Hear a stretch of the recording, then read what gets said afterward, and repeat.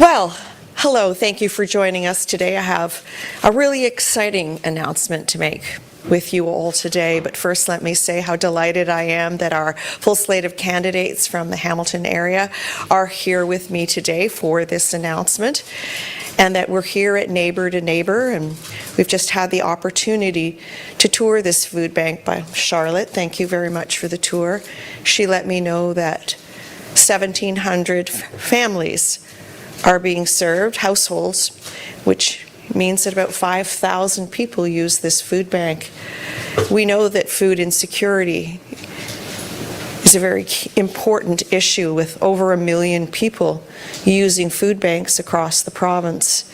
I know while I was mayor of the city of Mississauga, I had to help them fundraise over $2 million a year to help them service the people that came through the food bank. So in my view, this election is really about priorities and helping the most vulnerable in our community, like the people who come to the Neighbor to Neighbor food bank. I know with Doug Ford, it's about his rich buddies and friends, people like Elon Musk, since he won't rip up that contract permanently, catering to rich buddies. For us, it's the people in our community who need us, who are the most vulnerable. So I made some commitments, even during my leadership race, that I want to honor today because they're the right thing to do for people in our community who aren't being serviced as they should be. As you well know, our key priority is to provide everyone with a family doctor within the first 4 years. That is our key healthcare related commitment. This announcement will work hand in hand with that one.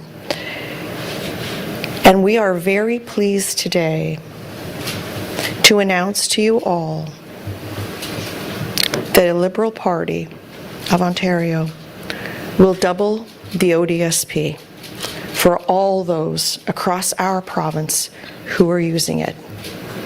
And since I note, thank you.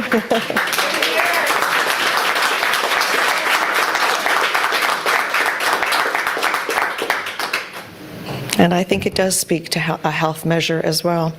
And since I know you will ask, it will be costed and part of the platform when we release it. So we are all here to answer your questions, myself, any of the questions Ontario-wide. If there are specific local questions, we have some fabulous candidates here with us, and they can answer as well.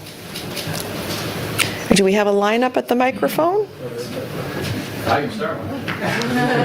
Welcome. Thanks for joining. Didn't we just see each other in Ottawa? I think so. Is this thing on? Oh, it is. Okay. Or you have to slouch? Yeah, no, it's my curse and blessing. I'm Charlie of the Trillium. On this promise, Bonnie, I am just wondering if you would do anything to do with the income limits that the PCs did raise but are still in place at $1,000 a month, and if you'll be making any similar promises to do with the Ontario Works payment as well. So currently, the commitment is to double the amount that people on ODSP will be receiving. With respect to OW, I really feel that money, since it's a supplement to the EI, should come from the federal government and top up the EI. Okay. And I understand that, you know, you're still short some candidates, so I'm just wondering if you can confirm. Very few. Well, great. So I'm just wondering if you can confirm that you will have a full slate, if that is the case, and if, you know, given the picture of things and sort of the uphill battle that you guys are fighting and you yourself are fighting in your own riding, if we should expect any sort of, you know, focusing of resources in any specific parts of the provinces from the Liberals? That's a fully loaded question. So number one, yes, we will have a full slate of candidates where we might even be able to announce that later today. We're just confirming with the last couple of people. In addition, as you well know, we're fully funded. And of course, if there is a newcomer and we needed to move around resources, we have the ability to do that too. Will we be focusing on strategic ridings? We're going to be focusing on them all, because I think all of them are winnable.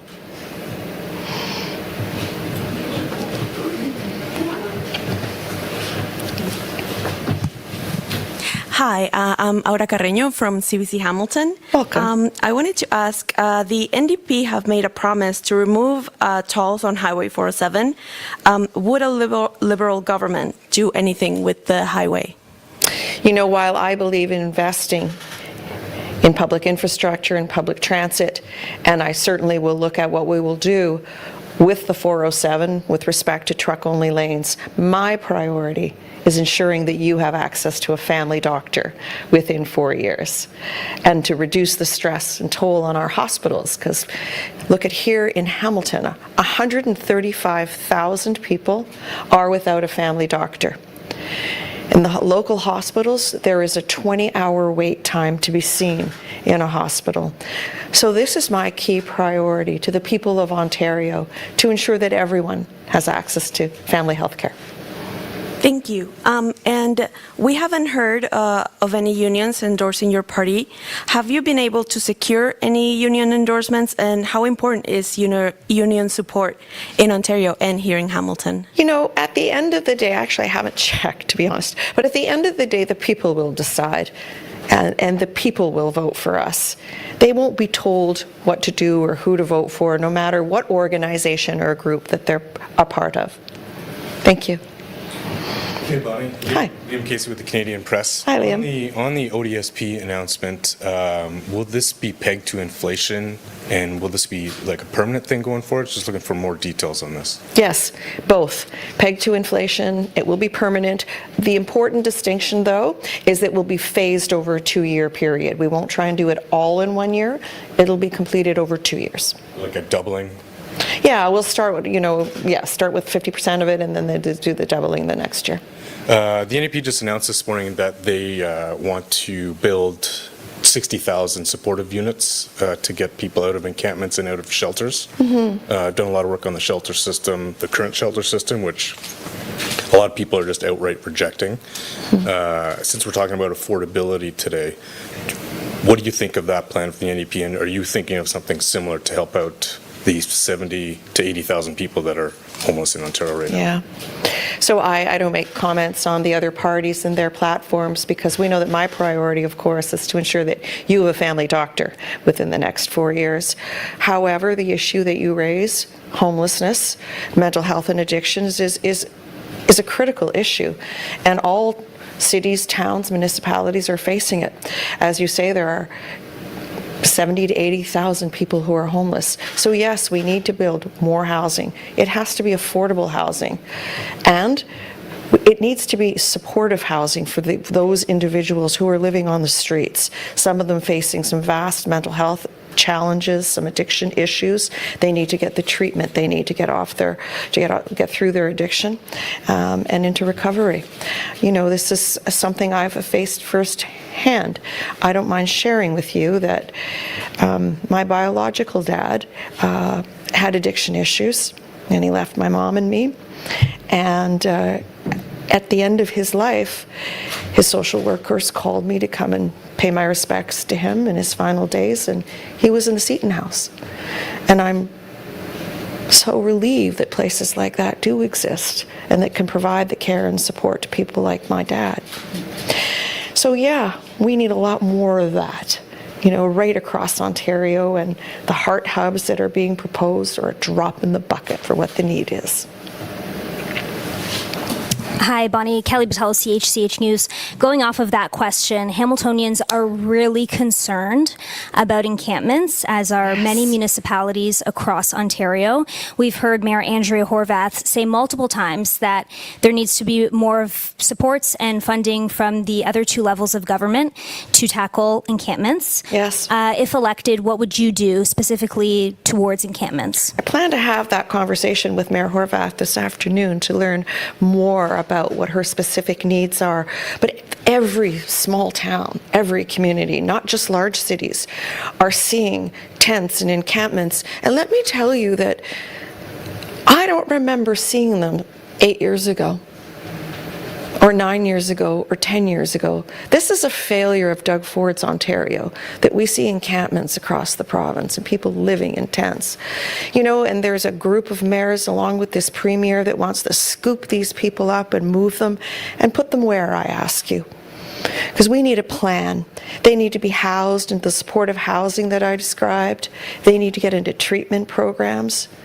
I don't know what their plan is, but I do know it's been left on the shoulders of the mayors of the small towns, the cities, the municipalities to cope with this on their own. And I know because I was chair of big city mayors, and we would sit around the table and we would have this discussion and learn about each other's best practices and what worked in our municipality. And believe me, this was just another form of downloading to put this on the taxpayer, the property taxpayer base. This needs to be a coordinated plan, a coordinated strategy, properly funded by the province. It's the only way it's going to work. You can't, of course we don't want to see encampments, and of course we don't want them near children's schools, playgrounds, parks. Of course not. But if we move them, we need to have a plan, because where are we going to put them? If we tell them they can't be here in this park, they'll only find somewhere else to put up their tents. So it is not the solution. We need to get busy building supportive housing with wraparound services to ensure that they can get the treatment that they need. And believe me, I feel this in my heart, how critical an issue this is and has to be addressed.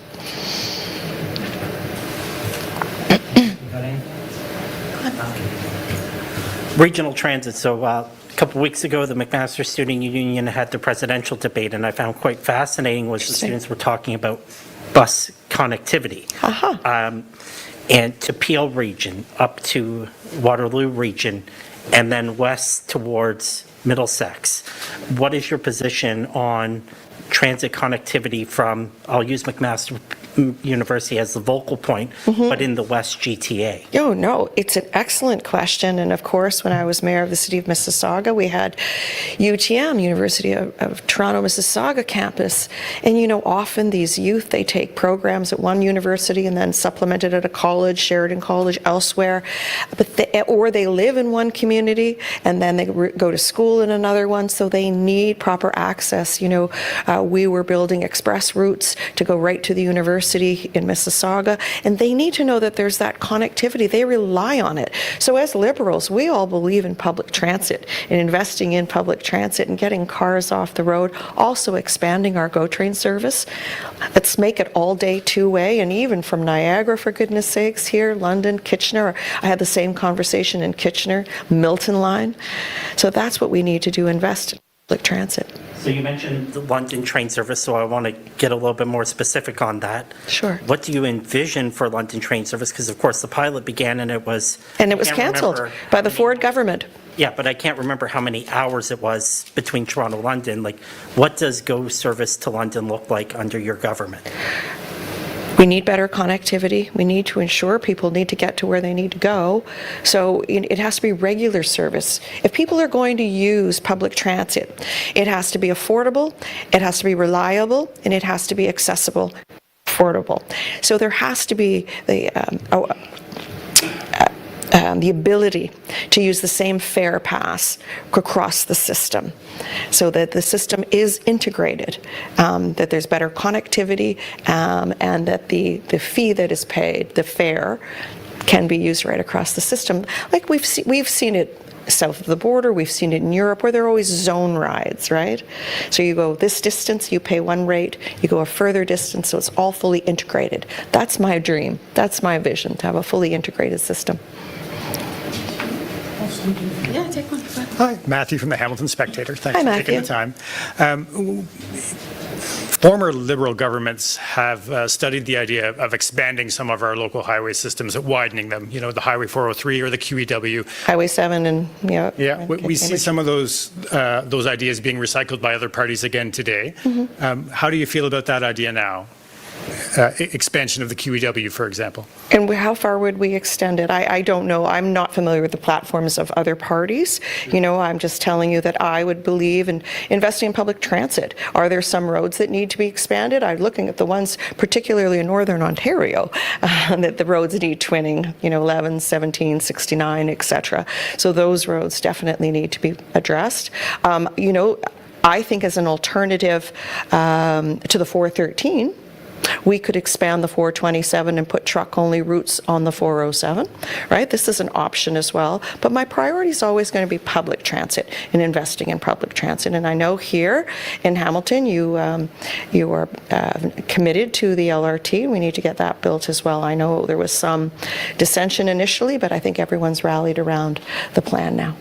Great. And since you brought that up, does the party have a position on how transit is funded in the province going forward? And I look at the promise to upload Ottawa's recent LRT, for example. Operating costs, yes. And it's also the capital and the operating costs long term, because often municipalities get saddled with the operating, and then you see what's happened in Toronto and in Ottawa, and anyone operating a large transit service. We see that. So, there have been different models for the capital, whether it's 3P or in my case, because when I was mayor, we had a very strong business case, and it's being funded by the province, but yet there have been cutbacks, and 3P is an option, but certainly we want to ensure that they're properly funded to build, but then to operate. So I have to look at that. We've made that commitment in Toronto and in Ottawa to look at uploading those costs. It's only right. What happens is a large financial burden on the municipality as a result. Anyone running a large transit service ends up, in a bit of debt. So particularly during COVID, they're still coming out. Thank you. Amazing. That now concludes our press conference. Thank you guys so much. Thank you. Thank you all for coming.